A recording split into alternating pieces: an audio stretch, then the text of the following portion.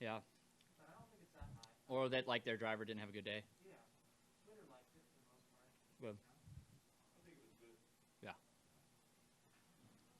Would you like more Pitbull or Ice Cube? I couldn't hear Ice Cube or Pitbull.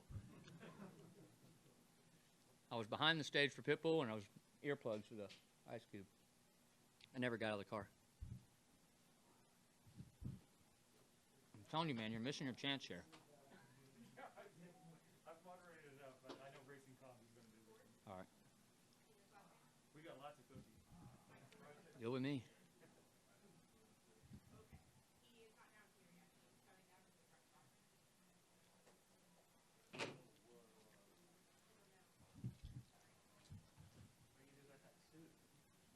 This suit?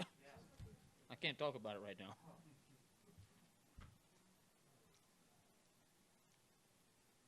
What do you think of the crowd?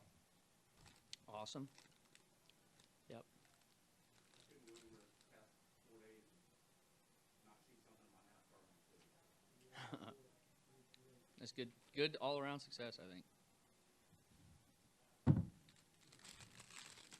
I think we should do Cowboy Stadium next. Huh? Well, you got the roof, right? It was pretty loud in here. There is a thing we can do to make them quieter. We can muffle them a little. I gotta ask, is there a difference in like the vibe and the atmosphere being out here on the West Coast as opposed to like the Deep South and stuff? Like the races and stuff. I'm from Alabama, so I live like 45 minutes from Colorado. What are you doing out here? I want to do sports journalism. That's why I came out here. Okay. Annenberg's got one of the best. It's a lot different. How so? Well, it's hard to drive and look at your phone for directions. I know that. Wow. It's kind of... I feel more scared out driving on the road than I did today. Way more in control out there. In LA, it used to be you had rush hour in the morning and evening. Now it's just 24/7 rush hour. I saw a Tesla go like 3 wide, and there was a car parked on the, like, I don't know why they just park on the side of the road. 3 wide, and I mean, I was just thinking, I was like, if anybody like got out of a car or was getting in their car, we're done.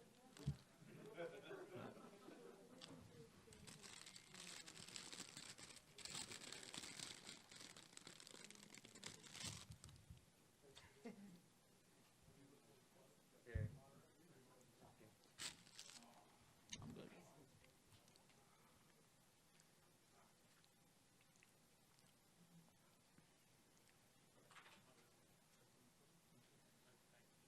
Are they going to tear up the track tonight? Man. It'd be cool to get a little piece of the asphalt. Cool. We're here with Austin Dillon, and we'll open it right up for questions. We get Matt down here. Matt Weaver, Racing America. I guess the question I got for you, what is your overall takeaway? Like, what are the lessons we learned as an industry today or this weekend? I think as an industry, I think the biggest thing we learned is that we can accomplish things that sometimes we would doubt or like, that isn't going to work. Just try not to keep an open mind as a sport. And it's nice to see that, you know, fresh new outtake. I think Ben Kennedy did a great job kind of starting this thing and development. I feel like he gets some of the credit for that for sure. But the entire sport putting in the effort, the marketing, everything that went into this, I think it was just a huge success. And I think we can do more of these. It was fun for all the drivers, not having to worry about points as much, just come out. I mean, I think you could sprinkle some exhibition races. Now, our schedule is pretty crazy, but, you know, maybe we take a couple points race out and go do this for fun. Cool. We'll go back to those, Justin. Zach Sterniel with Front Stretch. Austin, kind of along those at that point, does the All-Star race still have a place on in the sport right now, or do you feel like an event like this to kick off the season, or maybe it gets moved around? Does that still serve a purpose?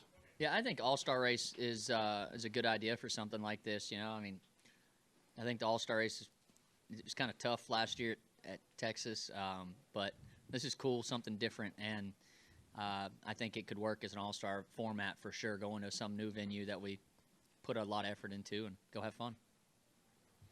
We're now joined by Kyle Busch, driver number 18. We'll go up here to Jeff. Yeah, Kyle, had you gotten to Logano? What was your plan to try to, I mean, were you going to move him 100%? You got to get there first. And then the first thing you try to do is pass clean if you can. And I'm sure he's not going to allow an easy pass or anything, so there's going to be some bumping, whatever. What prevented you from getting there at the end? I was being smooth and keeping the tires underneath me, like right to peak. And then once I got there, got close, I was like, okay, now I need to try to move around just like inches, a little bit different, to make a move, to make a run, and push the entry a little harder, push the exit a little bit harder, to finish, getting to him, and just smoke the tires, and it was over. And then Austin, your concept about taking potentially some points races and turning them to exhibitions. I mean, clearly the drivers, had this been a points race, it would have been a different environment. So, is the key to unlocking you guys having fun and enjoying yourselves, taking that element away from it and just having sort of one-offs like this? I think it would be cool. I think it's just something different, and yeah, I think so. I mean, I think everybody had a pretty good attitude coming out here because they wanted to put on a good show, and then when it got down to it, you still wanted to win the race, take home some money, and it got aggressive as it could, and yeah, so I think so. I mean, it would be cool to see that. We have a ton of races already, so. We'll go up to the press box for a question. Yeah, Justin Schuler with Kicking the Tires. Austin, one, did your team let you know what happened with your teammate Tyler Reddick when he went out? And if they did that cause concern for you with your car since you guys are both under the same tent? No, not really. He was being aggressive even last night qualifying, like spinning the tires, trying to get a bunch of heat in them, and I think he just dropped the clutch. I wasn't really using the clutch like that to get the tires spinning. I was just kind of keeping it first and start to spin them, then get them going. But it's still, I don't think it was anything of, I don't know until we get back to the shop if it was something that he could have prevented, or if it just a kind of a mistake and went too hard. I mean, we used to, you could break axles with the old car, leaving pit road, different ways. So I don't know where it is, but it was nice to know what happened and just try and stay away from that. We'll go over to Jerry. Right there. Jerry Jordan, KickingTheTires.net. Kyle, before the race, you said you felt like you might get wrecked from 6th, but you came home 2nd. Was there anything else you could have done to catch Joey there at the end? I mean, you said you smoked the tires, but you had a fast car. Yeah, I mean, Joey ran me down from a ways back in the first segment of the race and got by me there right at the checkered, just about by me on the checkered. And then I got a good gap at the start of the second one, I think, and had 6-8 lengths on him or something like that, and he ran me down again, and so he was faster than us, but just disappointing that we didn't have more. And for you, Austin, we were talking before official press conference started about places you might want to see this. Kevin Harvick said he would like to see it in Wembley Stadium. Ben Kennedy said he'd like to see something like this in on the international circuit. Bring NASCAR around the world. You said Cowboy Stadium. Is that what are your thoughts on moving this around and doing that? I think any of the giant stadiums that it's feasible and noise, we can kind of channel that noise and make it better. I mean, we've been able to make this race car a lot better in big strides, and as long as it's worth it for the teams and the owners and the drivers, I think it's definitely worth trying some new places like we talked about. I think Cowboy Stadium would be cool. There's all kinds of places we could do something like this, and yeah. Cool. We'll go right in the middle. Kyle, I'm curious your take. The quality of the racing, it seemed like, especially in the feature event, this was overall a success. You had long green flag runs. There was contact, but it was never messy. It never felt messy. What do you attribute that to, and are you surprised that it was as clean as it was aggressive? Yeah, I mean, I was in the driver's seat, so I don't really know what it looked like visually outside, but seemed to be all right. Some of the restarts were a little bit bumpy getting through 1 and 2, but once you could kind of get a few inches here or there, then you could get a little separation and start racing again. But yeah, I mean, for the most part, it was pretty good. I was kind of shocked there with 35 to go. It didn't turn into a cluster. But guys did a good job, kept their head on, and we just raced it out. So that was good. What do you guys think of the I think you need to be called on. Hold on. We'll come up front to Luca, then we'll hit Dustin, then we'll hit you. Hey guys, Luke Evans, LA Times. Just wanted to ask, obviously NASCAR trying to kind of expand into Los Angeles or just explore this market a little bit more. What do you feel like, the show you put on today can kind of demonstrate to new fans in this market, exactly what NASCAR is all about, hopefully open some kind of eyes to, that. Well, I think that's a big part of coming out here to LA, and I heard before the race that 70% of the ticket sales were to new fans. I think that's huge, and anytime we can grow our sport exponentially like that, it's giant. So we want to keep growing and bring everybody in as we can. Dustin Long, NBC Sports. Kyle, can you give me a sense of what you felt in the term of the energy or atmosphere before the race, before you got focused, or if you were so focused you didn't notice it, and how that maybe compared to some other places? Obviously, even in intros, there's always a lot of noise for you.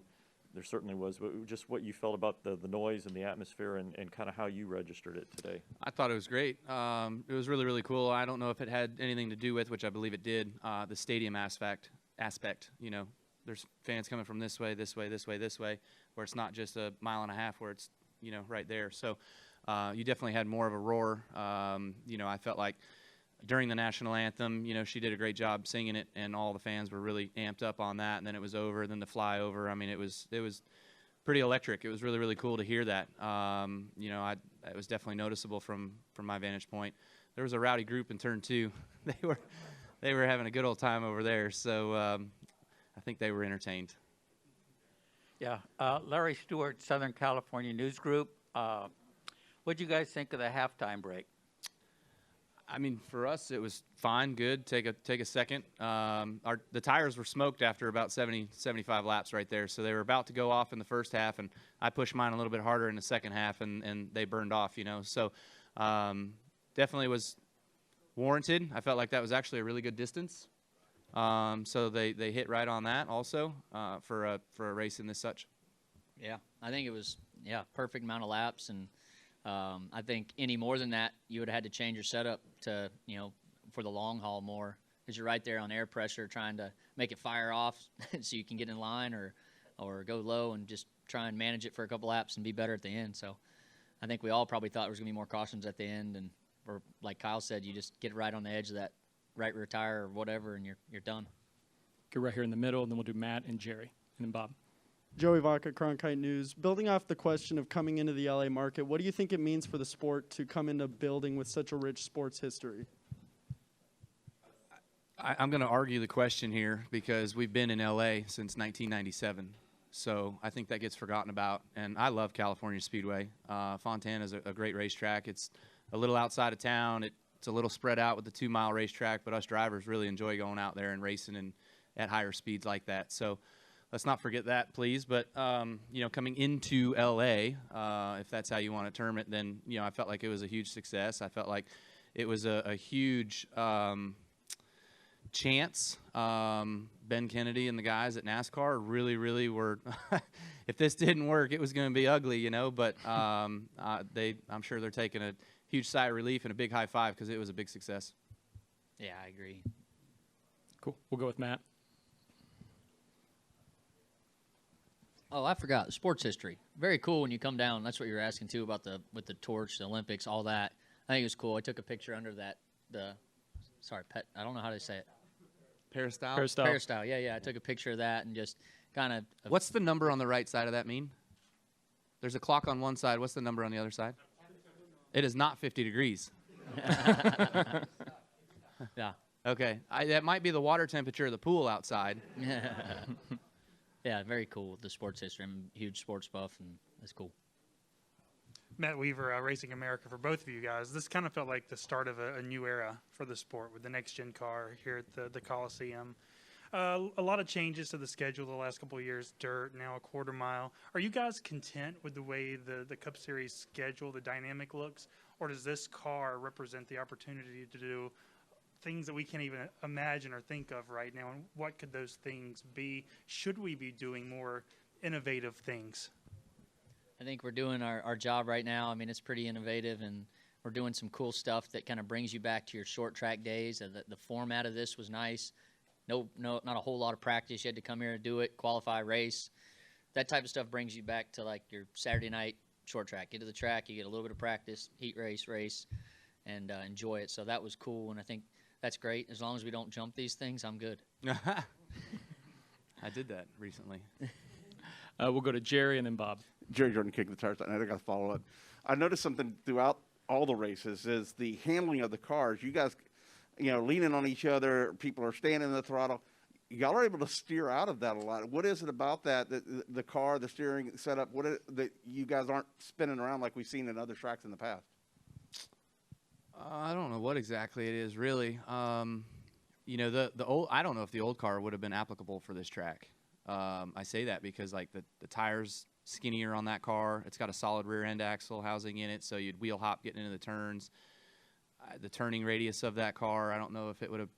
It definitely would not have put on the show. I feel like this car does. So this car is definitely different, and we're still learning it for sure. I mean, you go to the 1.5 miles and you get into a 15, 20 lap run and you are sideways loose, hanging on at times, and you get too crooked and they spin because you don't have the side force like our old cars on them. So they're just wait. There's a lot more to go.